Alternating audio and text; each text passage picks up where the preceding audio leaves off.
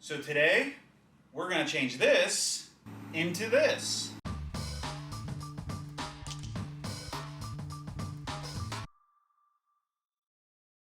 Okay guys, so we decided to get a new air compressor for the shop. This is one of the most used pieces of equipment in our shop because it's used for air assist on our lasers.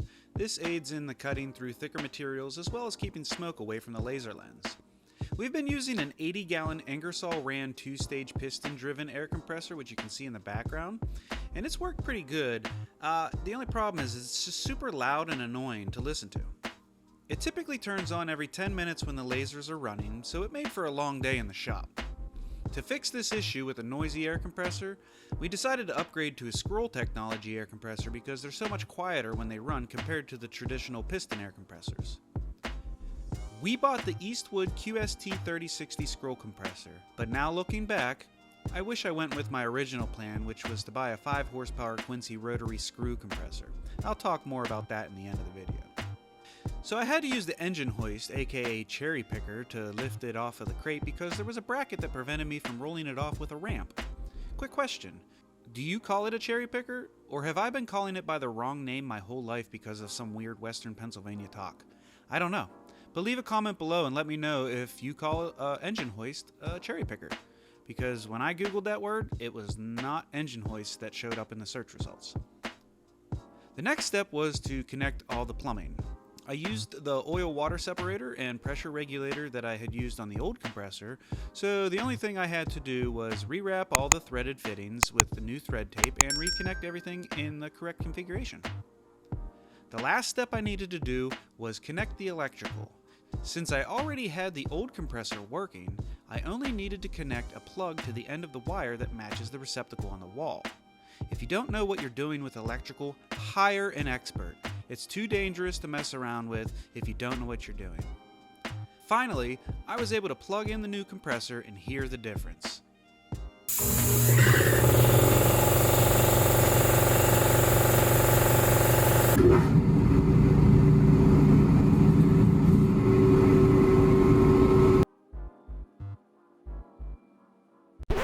Now, remember when I said I wish I went with my original idea of buying a rotary screw air compressor?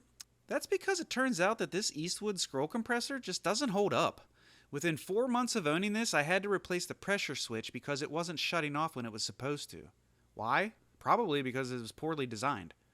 So, there's a major problem with water getting into the oil. This causes there to be an oil-water mist from the unloader valve below the pressure switch. The company says it's because the unit is collecting moisture in the moisture filter and oil tank, which is raising the oil level and resulting in oil water being forced into the white nylon discharge hose that's going to the unloader valve under the pressure switch. So what's their fix? A rag. That's why you see this rag tied here where it is. This should help keep the oil water mist off the pressure switch.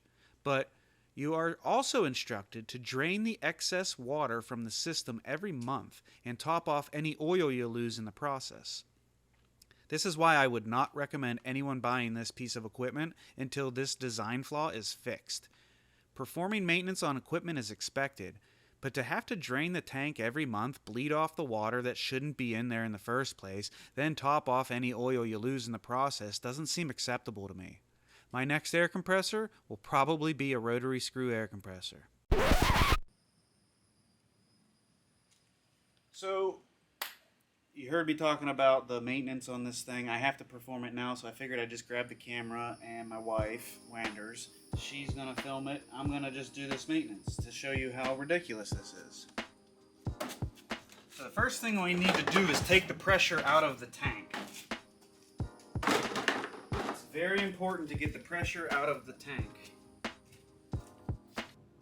Okay, you can see how we're at zero pressure now because this is where your oil reservoir is, and it has warnings all over it. Like, this is why I don't keep that case on it, because I gotta do this every month. That lid doesn't do anything. So this is under high pressure, so you got to get all the pressure out of your tank. Next thing I'm going to do is drain any kind of water that might be in the actual tank itself.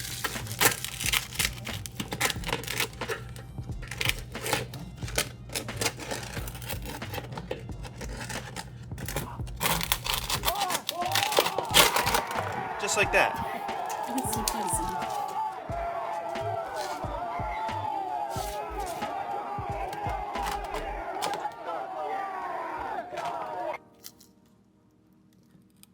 And let me just turn it off.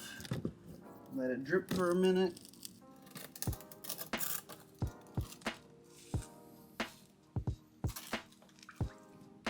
Next, you're gonna just elevate it like it is here. I set it on 2x4s. That allows this to, because this is your drain tank. So oil rises, the water should be at the bottom.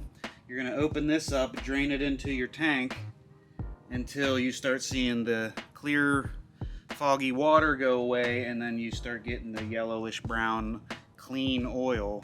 So that's what they tell you to do. That's what I do.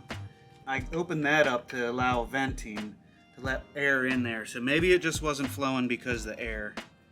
But I'm gonna keep running this out until that milky water starts turning orange, and then that's when you reached your oil.